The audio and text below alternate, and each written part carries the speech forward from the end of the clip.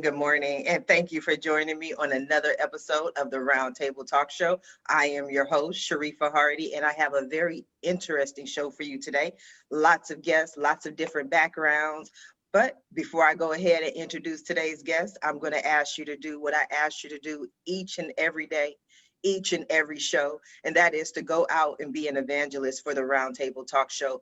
Find someone who needs this information, find someone who needs to hear this, learn this, whether they're an entrepreneur, a business owner, maybe they're still employed, but they want to take that entrepreneurial leap.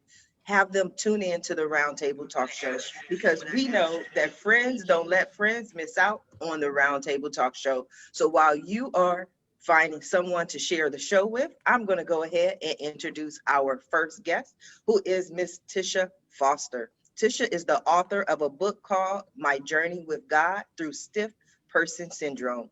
Tisha hopes to inspire others through her journey and create more awareness around the rare syndrome. Good morning, Tisha. How are you?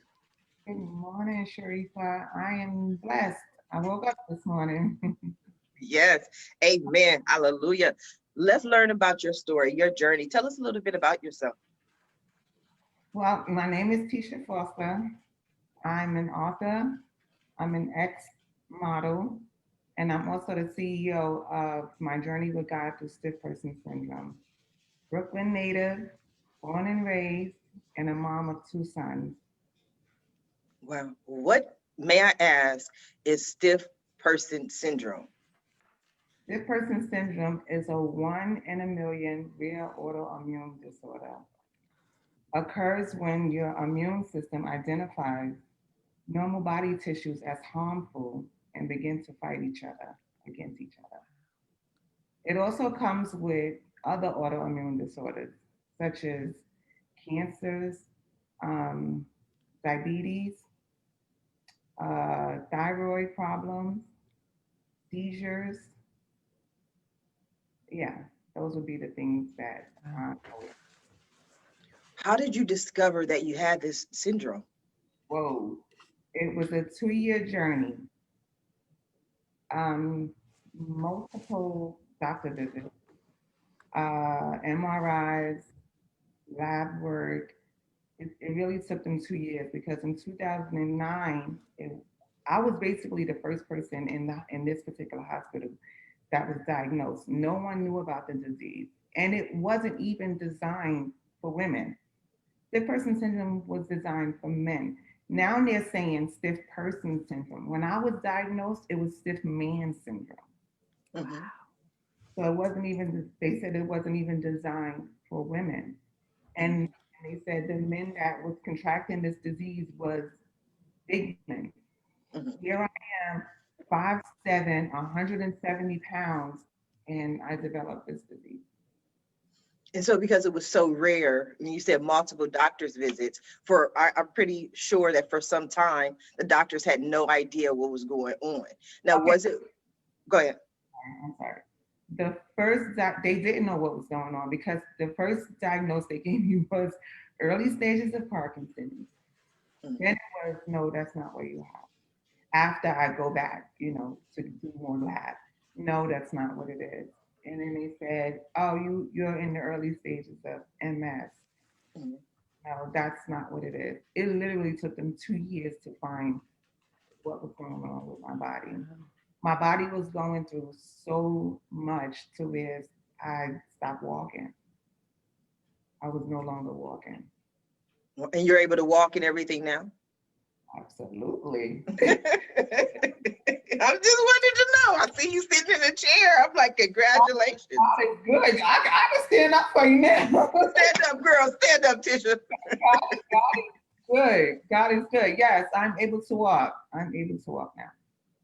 Okay. So when you were going through this process and the doctors were trying to figure out what exactly going on, were you that kind of person that kept pressing them for answers and kept saying, you have to figure this out? Because too often we just accept the answer of, I don't know. We don't know what's going on. Were you one of those people that were all day, all night on Google doing your own research?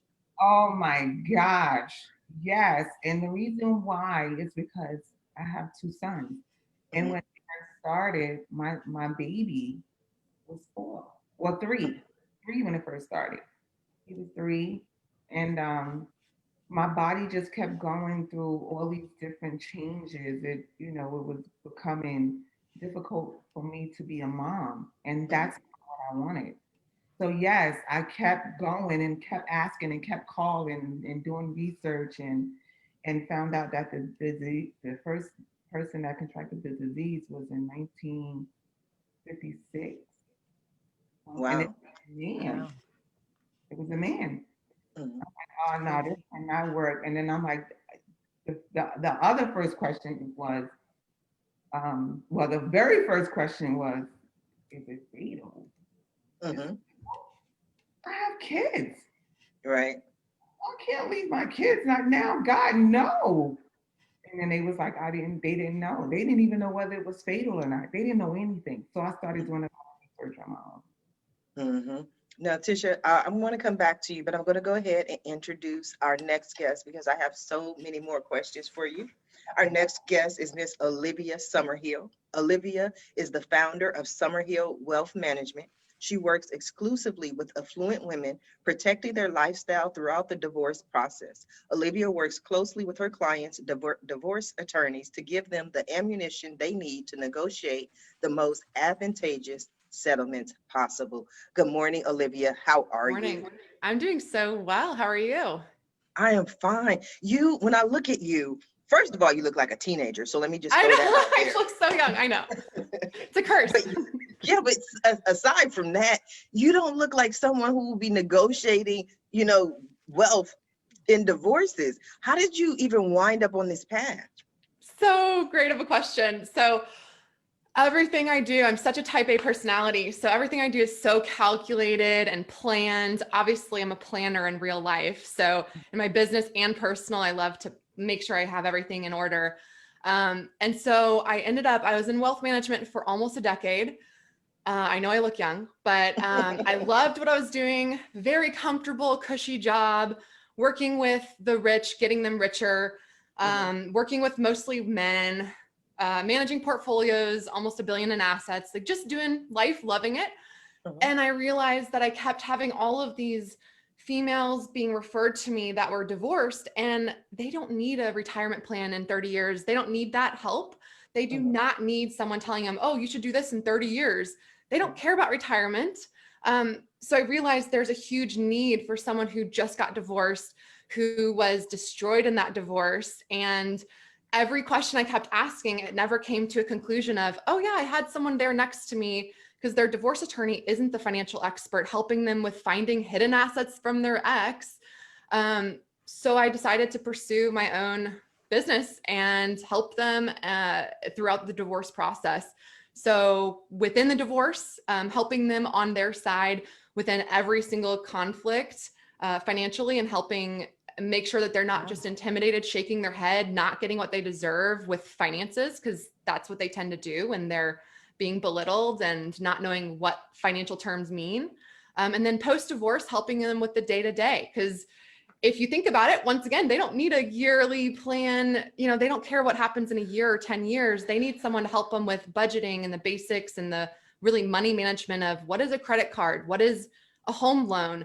How do I do this on my own? I've never dealt with the finances. So I'm now there 100% of the time to help them with the ins and outs. So took a lot of planning, but I jumped, and now I've been doing this for a while and I love it. I can imagine. One of the things that's often said, and you kind of mentioned it with the intimidation, is that women tend to, and correct me if I'm wrong, kind of just want to get it over with. Just Oh, if he yes. says, I get this, that's what I'll take. Okay. Tell us about Yes. that, Olivia. Well, we hear a lot nowadays. It's almost like a keyword of narcissist personality, but a lot of the women that I deal with, they do have powerful men in their lives, and Mhm. they're going through a divorce and they've never known about the finances. So they're extremely intimidated and they're in the dark. Mhm. So I now can go in there and actually break open the door and say, well, it's illegal for you to, hide this. And let's actually look back 5 years, because they say the business isn't making money. Well, I know that it is, because this is what's happening in the past financially. They're just not wanting to pay you alimony. So they're intimidated, but if they have the right team, they have to have the divorce attorney. You have to have a mediator, divorce attorney. You have to have a therapist in a lot of circumstances to help you through that mental health. I'm not the guru in that. And then you have to have that financial powerhouse. And that's where I come into play. And I only work with women, because I think that through my over a decade in my life, I've seen powerful men with money, and they're going to be okay. So they don't need my help. And so that's why I'm working with only women, because they really do not need to just shake their head yes and be intimidated and take less than they deserve. Wow. So how did you get the courage to do that? I mean, were you always you seem like that little girl who just wanted to do whatever the boys were doing. Like you wanted to play softball, football, like you were like, you can't stop me. That's actually really funny you say that, because I did like I'd play in the backyard with all the guys football, and I would do Boy Scouts. I had an older brother who taught me all that stuff, which was really fun. I've had that streak, but to get the confidence to actually start your own firm, that was a different level. So I planned. And so I have the confidence there, always planning. And people who are listening today, if you're wanting to become an entrepreneur, you can. You need to take that time to plan and really assess your strengths and weaknesses. And I also did, at the very onset, hire a career coach who worked only with financial professionals, so that I knew I had that third party who was non-emotional. So it wasn't a voice in my head saying I can do it. It was a third party who actually gave me that utmost confidence to say, yeah, you can actually do this. Just get ahead and go now. Don't start when you're 40, 50. Start now. So that's why I actually took the jump. I'm going to come back to you, Olivia, Sure. but I want to go ahead and introduce my next guest, Miss Beth Nydick. Beth is a speaker, author, podcast host, and magnetic business mentor, a big believer in the power of potential to catapult your business forward. Through her mantra of making potential possible, she co-authored top-rated cookbook, Clean Cocktails, Righteous Recipes for the Modern Mixologist. Beth has a sixth sense for business and strategy. Good morning, Beth. How are you? Good morning. I am so excited to be here. And even though I started my business in my 40s, it's still working, Olivia, so it's okay. I'm with you, Beth. I started all of this in my 40s, so I'm right there with I'm just playing.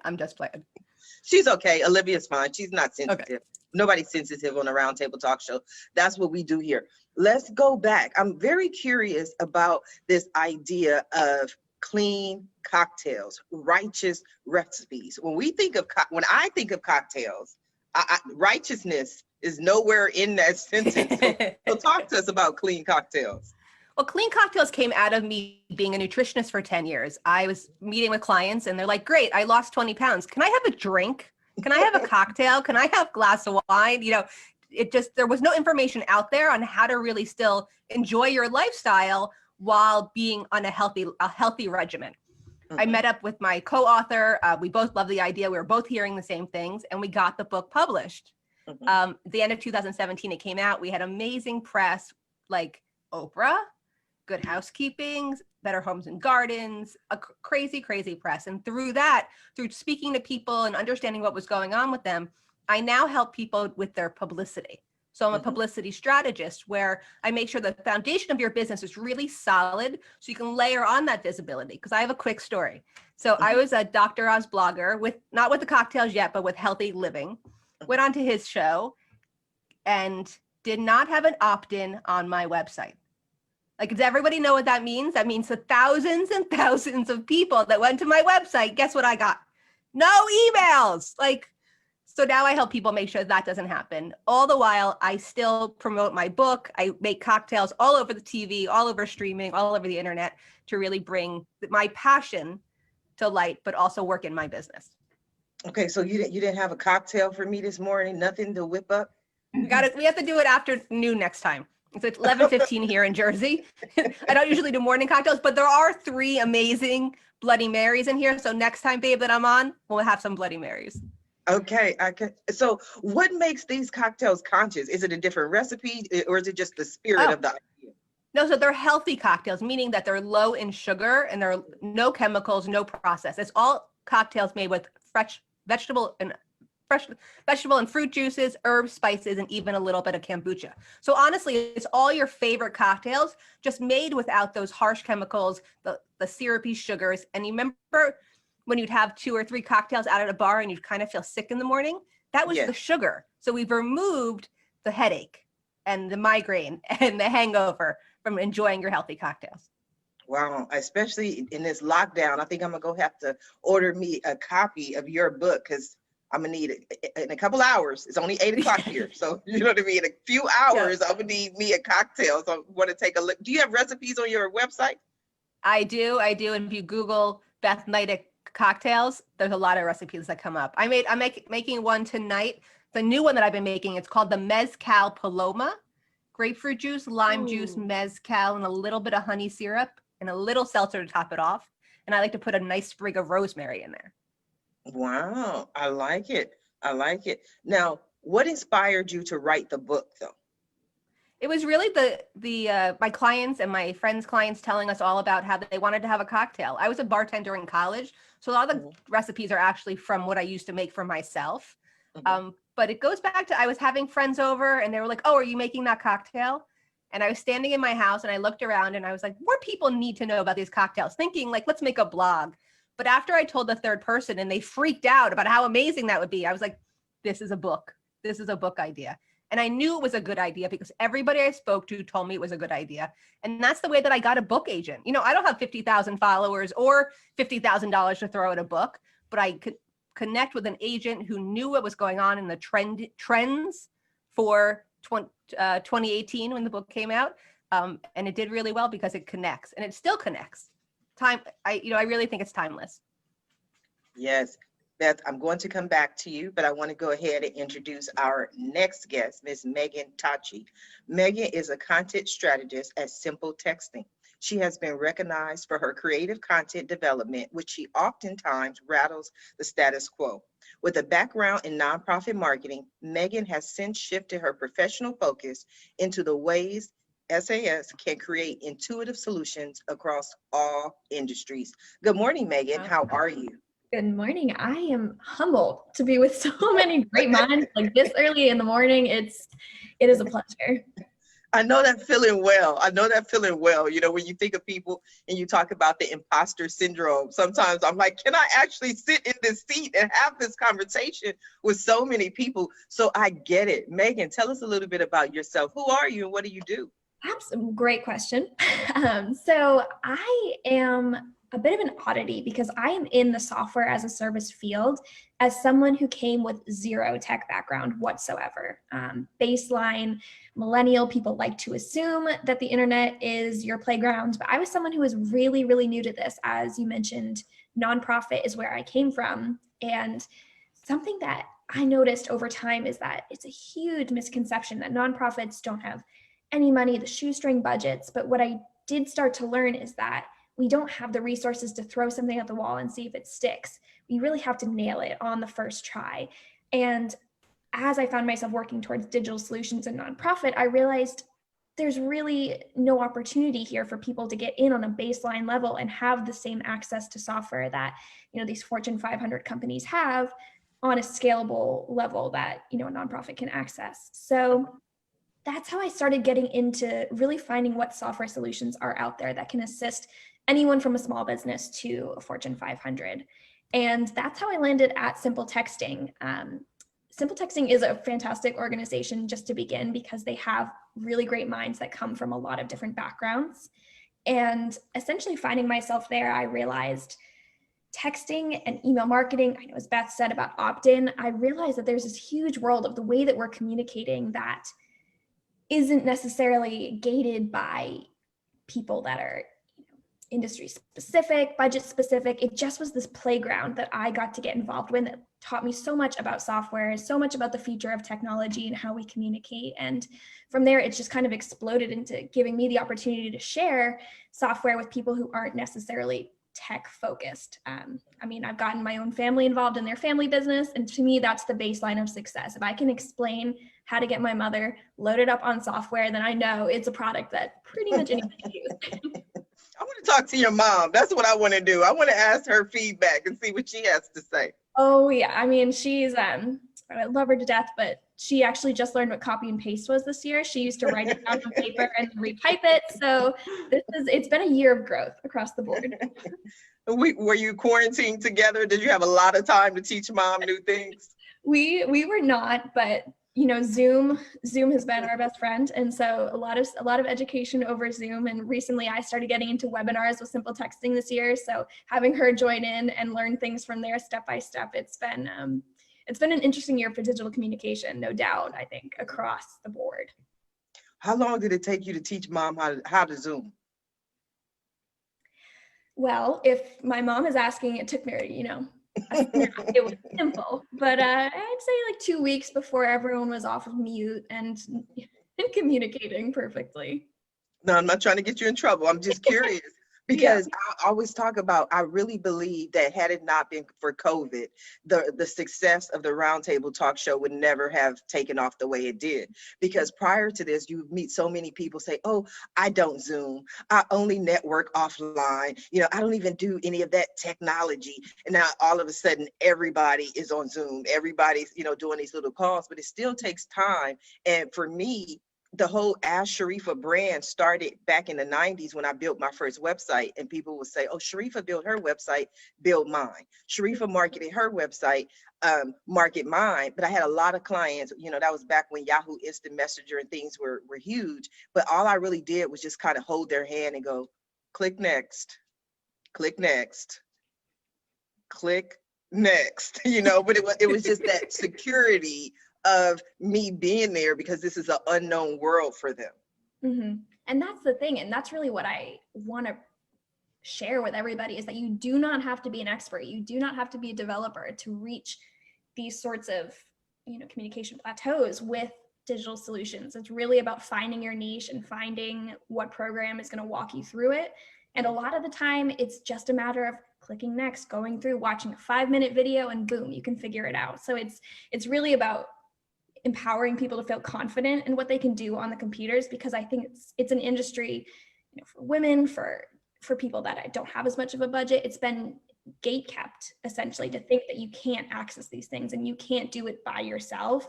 And I think so much of that, like you said, has really been broken down in quarantine because a lot of people have been forced to. It's, you know, the buck stops here and it's, you have to do everything on the computer, and it's really built a lot of people's confidence up in a way that I think is going to continue to benefit the way we all communicate going forward. I definitely agree. Now I'm going to come back to you, Megan. I want to go ahead and introduce our next guest, the gentleman in the room, Dr. Michael Privatera. Dr. Michael is an executive leadership trainer.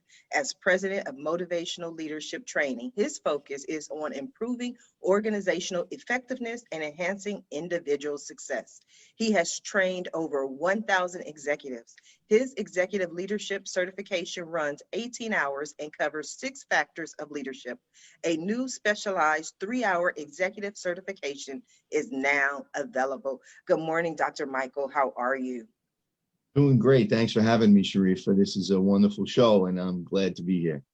You are so welcome. Thank you for joining us. It's hard for me to get the men on the show. I don't know why. They say they don't like to talk, so I don't know why.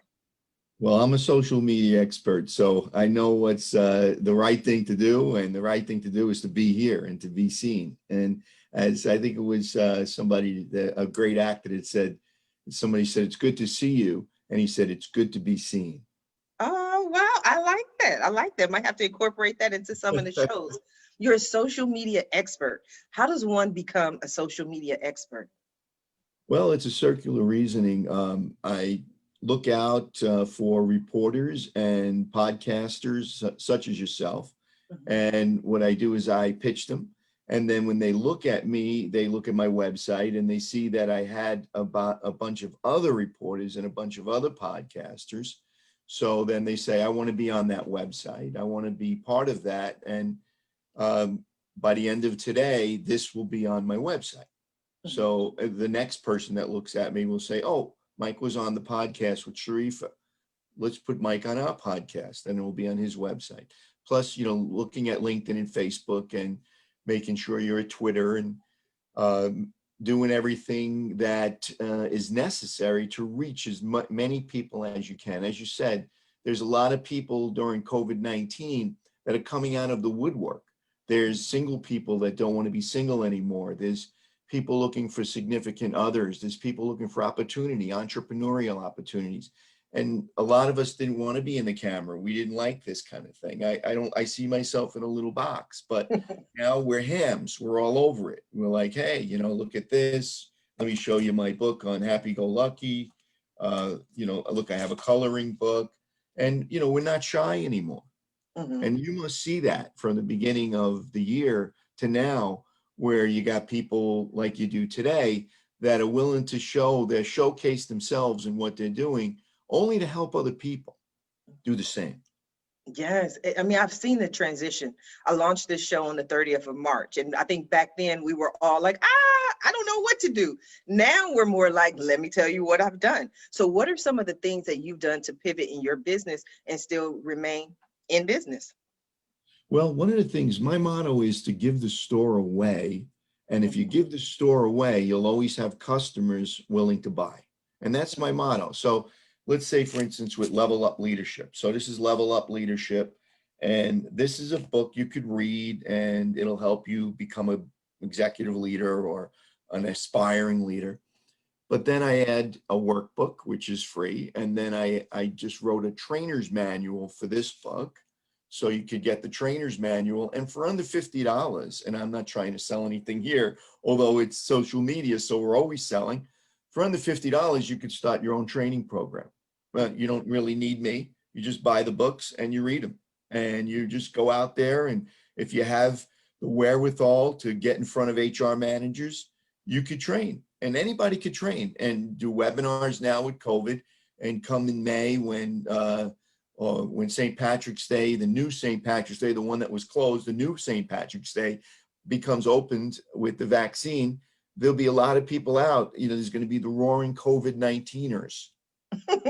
I've never heard that before, but I've learned so many new phrases on this show. The roaring COVID-19ers. I like that. I like that a lot. Okay, Dr. Michael, I'm going to come back to you. I want to go back to Beth real quick. Beth, we were listening to Tisha and her experience and her journey, and she came out of everything she went through, published author. One of the things that I've learned in my experience is the difference between marketing and PR, how to create a story, how to spin a story, and how to get it out there. When you were listening to Tisha, what were some of your thoughts, or what are some of your thoughts now on her experience? Well, I think having a book to support you and what your messaging is the perfect way to go. And anyone who's listening, who's thinking about putting a book out there, if you're putting your book out in the next 6 months, get it out now. Like I want Tisha to talk about that book every day, all day long, everywhere she goes, before it even comes out to the market. But I guess my first question would be like, what's your message around your book? So obviously you've gone through this really traumatic journey. And what is like that one elevator speech that you want people to understand? Okay. Tisha? So this, Oh, okay. It wasn't on me. You know, I'm asking. Yeah. That one thing I want people to take away is a lot of times hidden disability goes under the radar. People don't identify that sometimes there's something wrong with someone. Like I get cussed out for even parking in handicap parking, but whatever. I want them to take away that hidden disability, it exists, even though you don't see it. I've gone through a lot, but you couldn't see that I was going through a lot. When I was in pain, I had the same face. When I was Right. happy, I That had makes the sense. face. You know, it Right. was that one face I had but nobody knew what was going on with me internally.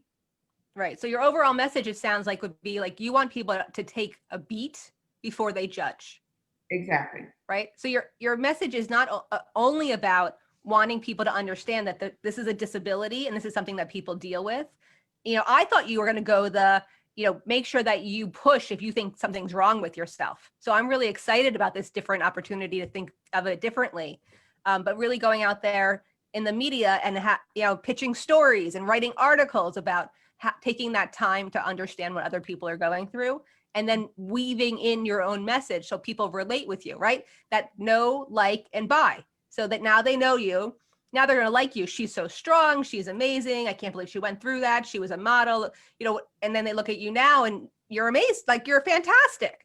So in being inspired by you and being motivated by you, and then buying your book or buying your program or, putting you on Oprah. Yes.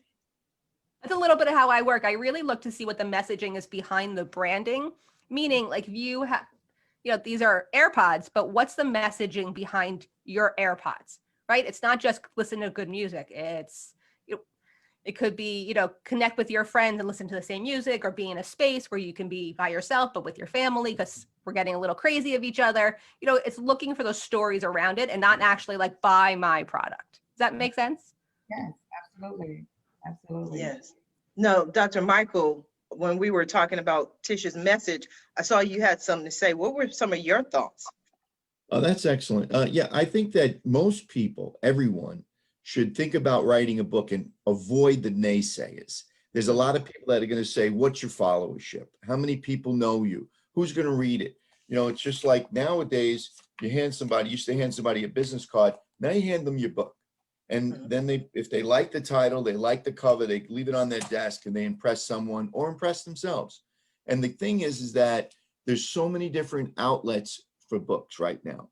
That's the thing you have to remember. You could publish yourself. You could find a publisher. I'm now a collections editor, which is an editor for the Business Expert Press, Organizational Behavior, and Human Resource Management Division, which is leadership.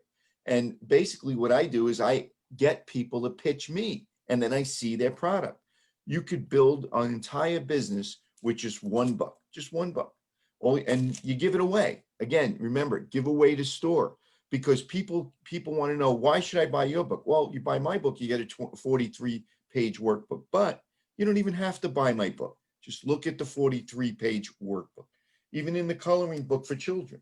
So let's say you like dogs. Well, now you could color the dog, and the coloring book. And then there's another thing too. What are you doing for society?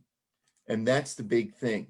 There's people out there that are not having the same benefits as you. And by you talking about your illness or the things that you overcame, people could start overcoming their problems or issues or just things that are holding them back.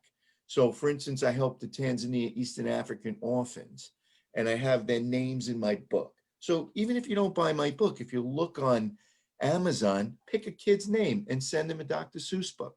So there you go, giving away the store without asking people to buy. And then they end up buying because they like you, just like your book, or being part of your show and voting for you. Because of this show, your votes are going to be escalated phenomenally. That was powerful. Olivia, I would love to hear your thoughts on how you get your message out and your marketing out. So going on that same realm of giving back in a way of, okay, let's actually give people something. I think philanthropy is huge, charity work in general, and that's in the direction of where I wanted to pivot and what I wanted to do. It's like I could actually do the charitable advisory and help strategize complex assets and giving them away. And I ended up deciding to go the divorce route and helping women, but I'm training for an Ironman, and I'm raising money for a nonprofit that helps educate women around finances. So I think for anyone listening here, it's like, challenge yourself and then set a goal to help other people while you're doing it. I don't know how you can make the world a better place in every way, but it's a little way, just so, something you can do. And I think it also drives you if you're, not self-motivated or self-driven already, doing something for someone else, just like what the Dr. Michael was saying, do something like giving away something that you're really knowledgeable on really helps. So I like to talk about the charity and philanthropy. So I'm sure you can share, everyone here can actually talk about it too. Is that what you discuss on your podcast? I will be, yes. So I'm going to have some guest speakers that's all around philanthropic giving and educational planning. And so everything that I talk about is, business, personal, but it's your brand. So I'm sure, Beth, you actually probably have the best insights here since you help people with this, is how do you actually get your brand out with the right messaging, with showing who you are personally. So that's, charity is in my personal life and I'm bringing it to the forefront of my business. So Beth, maybe you could share your insights on, what you do in general. Yeah, with clients. I think you're doing the right thing, because stepping forward with your message, but also with your personal story of why that message is so important to you. I think a lot of times we hear people's messaging around their business, but we don't actually know how it connects to who they are, right? Because what we're doing is trying to get people to buy into what we've already bought into. So like when you were talking, so I'm an interim foster mom. So I always talk about that. And I always encourage people to go to their local government agencies and see what they need with. Because we all can give money to charity, but when we step up and do something, it's like find those agencies within your community that aren't getting the visibility, they aren't getting the attention, which means they're not getting the money and they're not getting the support they need. So I think that part's really important. But when I stepped forward and started sharing that I was doing the interim foster care and getting people excited about what I was doing, not only did I get several women, like I'm so proud of this, guys, several women signed up to also be foster moms, interim foster moms. And that was my point. And I'm so gratified towards that, but it does raise my visibility and people are like, oh, Beth does the cocktails and the publicity stuff, but I really like her because I can see what her heart's about. So I think, and in my podcast, I talk to entrepreneurs about what their actual story is. But for my listeners who come back and give me feedback, they always say to me, I can't believe you said that. I can't believe you shared that. Wow, that story is amazing. And to me, I'm just having a conversation with a friend. So the more and more I show up as me, the easier it is to then do Facebook Lives about me and Instagrams about me and really step forward to, my ultimate goal is my personal brand and stepping forward into that light. I always use this quote, courage is taking your talents through the fear and into the light. And I really try to embody that every day. I think that's powerful. And I'm just looking at the different extremes. So you're the interim foster care mom, right? And then at the end, it's like, so you're dealing with all the foster care moms and you're dealing with all the foster care children. So at the end of the day, it's like cocktail, you know what I mean? It's like after all this stress, I think I need a cocktail. Seriously, Megan, your specialty and what you're passionate about is nonprofits. Yeah, absolutely. So I think we usually say time, treasure, and talents. Those are the three. So, the donation of the treasure, but it's just as equally important to share that niche, your talent. If you're a speaker, share your story, share what you're doing. And I think I've had the unique pleasure of working with some entrepreneurs who are using simple texting to share their brand. And Beth, like you mentioned, it's about having conversations with friends. And that's really what texting does. It's two ways. So you have people reporting back. And I think one particular client that stands out, her name's Lindsay Urin, and she created something called Pep Talks. And it was just a way for her to share little bits from her book and from her podcast and just giving inspirational tidbits, one text every night. And she went in, I think, about a year from going to about 5,000 people to well over 25,000 people who she texts every night and has conversations with, and has really created this community now who are solely there because they fell in love with what she as a person was saying, not her product. And as a result, both have grown exponentially. So having those conversations and really a culmination of what you all have said of just giving for the sake of giving and having people fall in love with who you are means they're going to fall in love with your product and with your story and everything. And as a result, it's fun. It's really fun to be able to pour your passion into something and have it be what your livelihood revolves around. So explain to us, what is simple texting? Yeah, absolutely. I know, it kind of got ahead of myself, but simple texting is a web-based platform for SMS marketing and business texting. And it gives organizations the ability to send marketing messages and campaigns, whether that's alerts, provide one-on-one customer service, all through using text messages. And so we have a variety of organizations that span nonprofit, e-commerce, entrepreneurs, Fortune 500. It's taking the way we used to communicate through various channels and breaking down and taking away the noise and putting it directly into someone's cell phone and sending them a text that for you was maybe texting 500 people with one message, but to them can show up individually on their phone as if it's just two friends who are talking, which is pretty much what everyone really wants when there is a lot of noise. But I think what's most exciting about it is it doesn't devalue email marketing. It doesn't devalue what you're putting out on social media, because it's so important to have a presence everywhere. But especially now, I think people are really craving that one-on-one connection. And that's something that texting can really give, because it's usually reserved for what friends and family are using to communicate with each other. And now for your brand to get in there among the ranks of those closest allies, it's pretty valuable. Yes, I think it's interesting. Have you looked into texting for your business, Dr. Michael? Yes, I use texting all the time. I think it's really important. One of the things that I also do is I try to bring things to light. Like in COVID-19, a lot of teens are feeling very depressed. Some of them are thinking about committing suicide. So my daughters and I wrote the next series, Happy Go Lucky, called The Pandemic Strikes Home. And there's a little bit of me in there because, I break all the rules. I go out without the mask or whatever, right? And, we have to think about what's going on in our lives. How could you help people? So just listening to this podcast, I see, people socializing more healthier with better drinks that are, using a juicer. I see, someone texting to reach someone instead of giving them a long text, a short, contrite text that'll energize them to want to respond.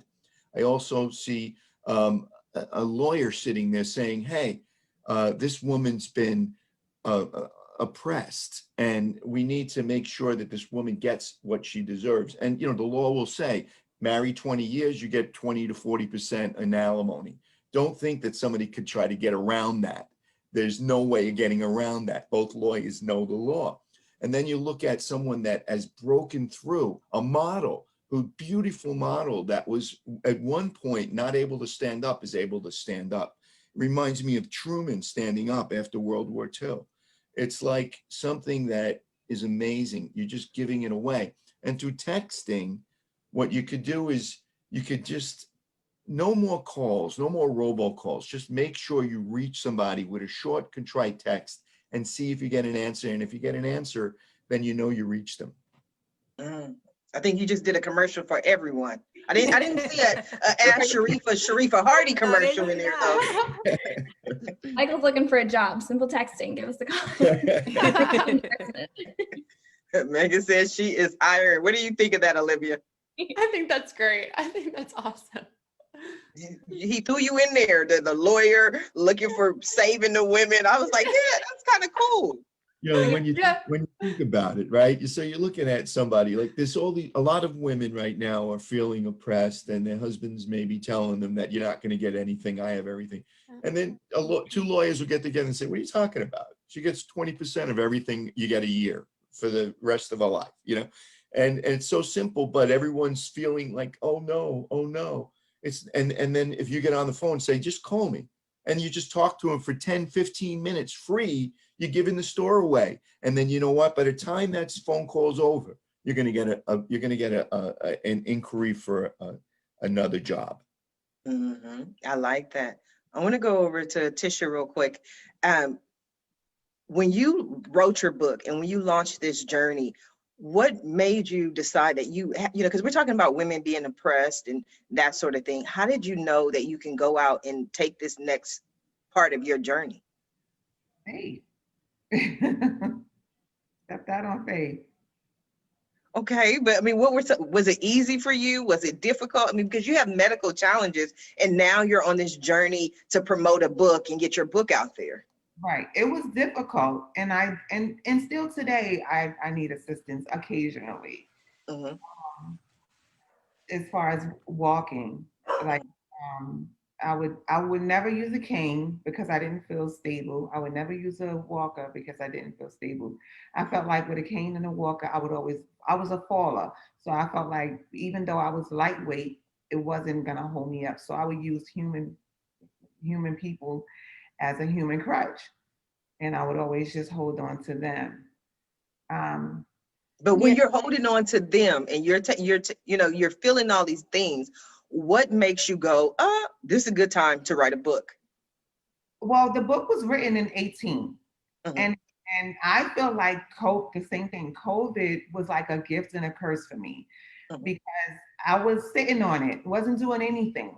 And then as soon as COVID hit, it was like promote, go and promote. And that's what I started doing. So what I did was I stuck a book, and I live in a cul-de-sac. So I stuck a book in everybody in my development mailbox. And then I have the whole community like, what in the world? We look at you every day, but they don't know what's going on internally. But we look at you every day, and I couldn't drive. I'm now driving. My son and I walk the development, just for workouts. And I'm trying to build my equilibrium up so that, I can stay on balance. I was out of heels. They cut out heels. As a model, as a woman itself, heels to me was everything. It makes you walk different. It makes you look different. I felt elegant. So when they took away heels, I'm like, oh my gosh, now I'm back in heels. I'm driving, I'm walking. Occasionally, I'm just on my own. My son is like, go ahead. My husband like, go ahead, do what you got to do. And I'm doing it on my own. But, I have those good days, bad days. I have more good days than I do bad days. God don't give you a gift and take it back. And that's what I'm grateful of. At the end of the day, I do give. I give. I talk, and I talk. I let people know, what I've gone through. I'm writing a second book to tell them how much progress that I've made. If you go on my website, you see the life that I live, vacations I take. It came with a lot of phobias. I've overcome most of all of them because I hadn't crossed the street in 10 years. Because every time I Wow. cross the street, I would fall. I'm crossing the street. Escalators, elevators, everything that I was once afraid of, I'm now challenging them. Like, okay, I got this. I think that's powerful. What did you think of that, Megan?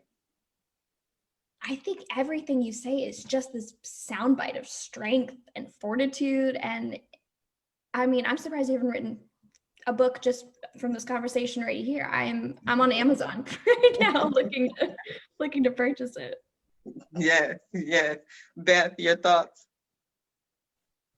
I keep thinking about all the pitches I could write for her and all the ideas I think of, like, you should be on The Doctors, you should be on Rachel Ray, you should be in Health Magazine, you should be in Women's Day Magazine, you should be, because everything you're saying is a pitch idea for a segment for a TV or an article. So when I do I saw myself do this, I would put my hand down, but this is like, this is when I feel an idea really works. So I put my hand down. So we'll talk afterwards. But there's so much about your story that I think that you could be sharing that's not about the disease and not about the book itself, but more about the journey and like the phobias. How many people have developed phobias? I'm sure there's some great statistic in the United States during COVID, and how you relate to that phobia is a great segment for any show that's doing a health segment. Any article that's doing a health segment. I want to see a full body shot on the right side and the article on the left side on the magazine. Anybody else? I do. I For definitely real? do. Absolutely. I've done Medium Magazine. I've done a few podcasts. I've done, what is it? Medium Magazine. I've done. So, and then it's all about leveraging afterwards, like how you're turning that into sales, right? How you're getting the word out is great, but then how are you using that media to then get sales for yourself and then set you up to be able to sell that next book? Maybe from the back of the room doing speaking engagements. Right. Like, I don't know, Dr. Michael, I feel like you speak and giving those books away is great, but I also know, like, you should have another, I think you can have another version where you're speaking and selling it in the back of the room. Right. Yeah, That, my friends, is where the book money is, I believe. Right. Yeah, I So do leadership development, and I give away and I sell it. But the thing is that when you're 5'8" and you don't need heels because you're already beautiful, you wear sneakers that look great. So that's the key. The key is that you have an internal feeling that something was taken away from you, but you already have everything you need right now. You're beautiful, you're 5'8", and you're doing everything. You broke through, and your next book could be Breaking Through. And, you know, forget the heels. You don't need them. That's the title. Forget the heels is the title. Yeah. Tisha, you were saying something? You were going to say something? Um, It was gone. It was gone. So I like the title of that book, Forget the Heels, because I go through the same thing. Heels was my thing. I had to wear heels everywhere. I would go to lunch. I had to have heels. Casual parties, I had to have heels. I love heels. No. Now I never wear heels, especially, go ahead, Tisha. Okay, so the reason why the heels were a big part of my journey is because, like I said, being the next model. But when I would put on heels, I would fall down. So I became a faller, and it was almost like, no, I'm gonna wear heels because I'm no longer gonna be a faller. Most likely, you know, like more so like a challenge for myself. Like, nope, I'm gonna put these heels on and I'm gonna keep going. That's what it was. It was more so of another challenge that I was gonna overcome. So the heels were That's important to me because I was the woman that never wore sneakers. I never wore sneakers. So I mean, that was the reason for the heels. That was me though. I never wore sneakers at all, you know, but being at home, I like the mention of the whole phobia, because it's one of the things that we discuss on the show. It's like, how do you know in a global pandemic when you are actually being affected by phobia? Like for me, I'm a recluse who hardly ever leaves the house. Everything, my food delivered, everything. I'm here, my car doesn't move for weeks at a time. So it's like, how do you know that, you know, this is what I've been training for? So how do I know I don't have a phobia? Maybe I'm agoraphobic and I just didn't know it. So I was asking different people on the show. It's like, do you have a fear of going out? Are you afraid to go out? I'm like, not really. I just like my house. I'm So with you, babe. we'll see. Now we are coming down to the last few minutes of the show. And what I love to do at the end of every show is just simply allow my guests the opportunity to speak directly to the audience, to everyone who is watching the show live, as well as everyone who is watching in the archives, and let them know what you want them to take away from your appearance here today. And we're going to start with you, Olivia.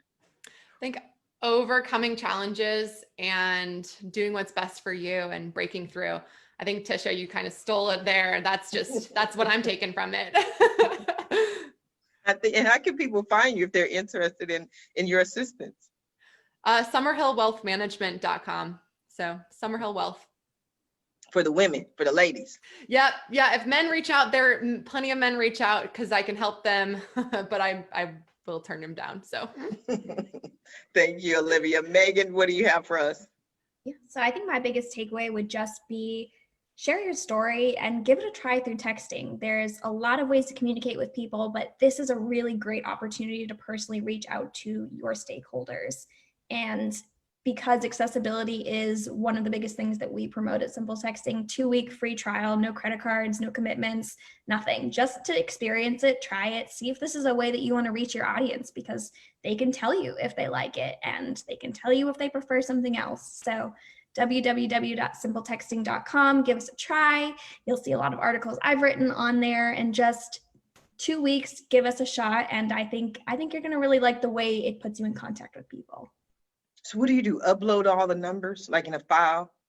You can also use keywords. We have click to text forms that can go on your website, web forms, a million ways you can create calls to action. You can share your keywords on social media. There's a lot of ways, and we walk you through it all. From the second that you're onboarded, you're connected with someone who can answer all of your questions. We have support 7 days a week. So we're really passionate about making sure you can get it, understand the product, and then feel supported going forward to grow it any way that you want to. I'm just asking because I'm running for Senate in 2022 and I might have to give me a cool little keyword. Text. You call me and we are going to get you your keyword. We're going to splash it all over. It's we have a ton of political. This year has been so politically charged, and texting again. It's what helped Obama win his campaign. We got a huge amount of publicity in 2008 because that texting was the way he was reaching people with his messages. So you give us a call, we got you. I'm gonna give you that call. Thank you, Megan. Tisha, what do you have for us? Well, my big takeaway is um, for people to stop disregarding hidden disabilities. Um, I was in the fight of my life and surrounded around love. At the end of the day, it didn't even matter because once the people that I loved left, um, I was in a dark place, and being in a dark place is not good. I was even contemplating suicide. So just know that you know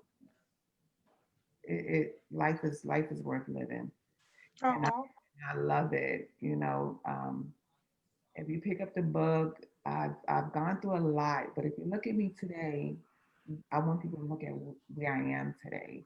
You go on the website, I live life to the fullest. Like nothing ever happened. I've been living with the disease for 10 years. And it's okay to say you're not okay. And I didn't know that. I didn't know that. So I hid it. I hid it until one day I was on the ground and dang near dead. Um, I mean, life is a beautiful thing. You just have to live it. oh, that's so beautiful. And you have a beautiful spirit. I'm sending you a virtual hug from California because your spirit, your energy, your light is just so amazing and so beautiful. I appreciate you sharing your story, not only with us today, but with the world. It's very powerful. Thank you.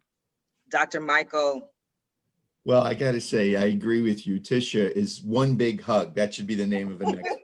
Everybody wants a hug Tisha, right? After she talks and just looking at her, she's beautiful and nice.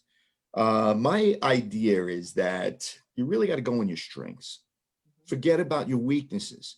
We continuously say, "Oh, I have a problem with that. I don't like public speaking. I don't like the way I look on LinkedIn, or I don't like the way I look on Zoom." Forget it. Put a pro and a con list. I could say I'm 5'9", I'm follically challenged. No, cross that out.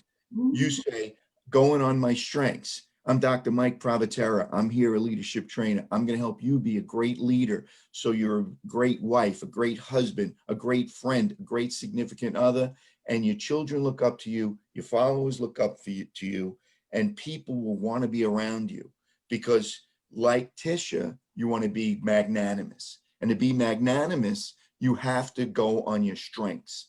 Forget the competition. Think about yourself. You're so special right where you are. Now go out and share it with the world. So you can do all that even if you're follically challenged? I could do all that at 5'9" and follically challenged. I cross that off because I even though I can't wear heels, I wear the Sylvester Stallone heels, so I get an extra inch or so, right? So you Yeah. have to think about that. Even Sylvester Stallone wore heels. So I can understand with Tisha. And by me saying wear sneakers, I wasn't saying wear sneakers. I'm saying whatever shoe. It may start with a 1-inch heel, 2-inch, and maybe eventually she'll be back up to the 6-inch heel. Or maybe she could just give them up. Heels were created initially to torture women, right? So they were. That's a true story. Look it up. I gave them up, but I, occasionally put them on. I don't wear heels every day like I once did. I'm 5 minutes from 50 now. It's like, oh.